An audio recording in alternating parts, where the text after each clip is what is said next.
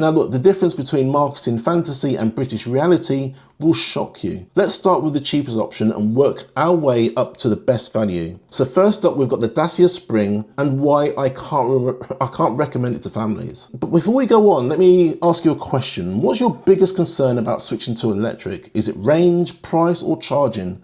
Drop a comment and let me know down below.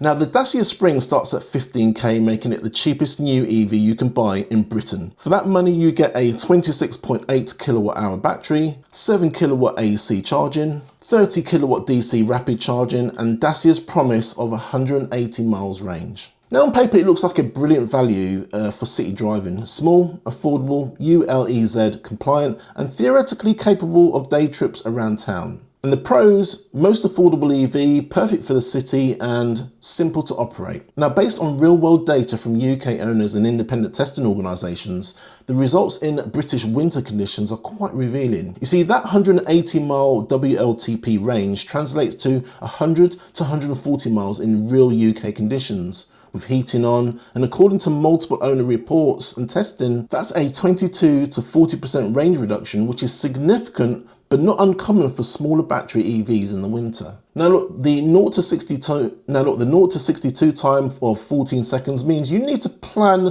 motorway merging carefully. Independent tests confirm it's adequate for city and A-road driving, but requires patience with faster traffic. And owner feedback consistently describes the interior as honest budget motoring, which is functional plastics throughout, clear controls, and seats that work fine for shorter journeys around town. But now I need to discuss something important that affects how I recommend cars to families, the safety rating. We can't get away from it. You see, the Dacia Spring has a 1-star Euro NCAP safety rating. If you already own one and it works perfectly for you, that's absolutely fine. Many people use these cars safely for their intended urban purpose. When recommending to families though, I consider that most modern vehicles achieve 4 or 5-star ratings. This scored 44% for adult occupant protection and 31% for child occupant protection. The main differences are in structural protection and the absence of advanced safety assists like automatic emergency braking that have become standard elsewhere. And look, for current owners who are happy with their Spring, please don't feel this is criticism of your choice, but for new buyers, especially families, I personally feel more comfortable recommending vehicles with a higher safety rating when alternatives are available. So what's my take on the Dacia Spring?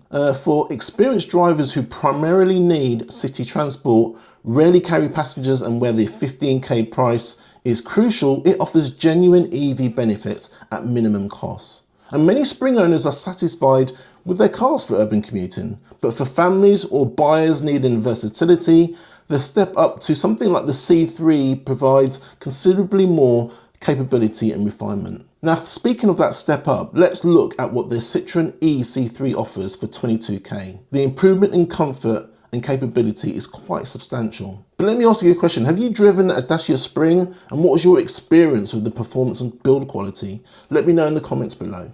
Okay, so the Citroen EC3 starts about 22k and positions itself, I don't know, as a comfortable family choice. For 6k more than the Dacia, you get a 44 kilowatt hour battery, 7.4 kilowatt AC charging, and 100 kilowatt DC rapid charging, and Citroen's famous focus on ride comfort. This is the car for families who want their first EV experience to feel familiar and comfortable rather than like a science experiment. Now, I would say the big selling point here is Citroen's advanced comfort suspension. Now, I know that sounds like marketing nonsense, but after driving this thing for 3 weeks around the pothole-riddled roads of Birmingham, it genuinely works. The car glides over surface imperfections that would have you bouncing around in most budget EVs. The seats are properly supportive for long journeys, and the ride quality is more like a 35k car. 4 adults can travel in comfort, the boot swallows a proper weekly shop, and there are enough cubby holes and storage spots to make family life actually work. The climate control maintains a steady temperature without murdering the battery,